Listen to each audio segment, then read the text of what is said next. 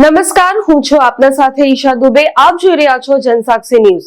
નજર કરીએ આજના મુખ્ય સમાચારો પર.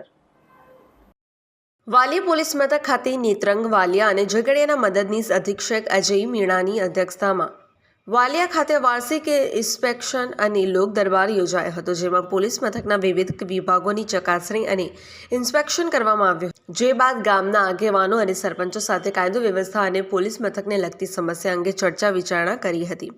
ત્યારબાદ લોક દરબાર યોજાયો હતો. આ વાર્ષિક ઇન્સ્પેક્શન અને લોક દરબારમાં PI MB Tomar, second PI KM Chaudhary તેમજ પોલીસ જવાનો સહિત ગ્રામજનો ઉપસ્થિત રહ્યા હતા.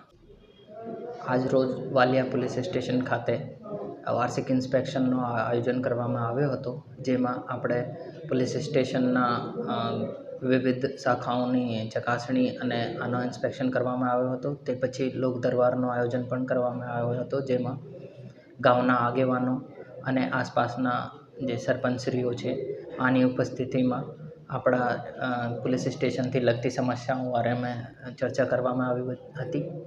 તે પછી આપણા પોલીસનો લોક દરબારનું આયોજન પણ કરવામાં આવ્યો હતો, જેમાં પોલીસથી લગતા પ્રશ્નો અને આપણી કામગીરીના દરમિયાન આવનાર કોઈ પ્રોબ્લેમો હોય કે કાંઈ વિશેષમાં કરવાનું હોય, જેથી લગતી ચર્ચા કરવામાં આવી હતી.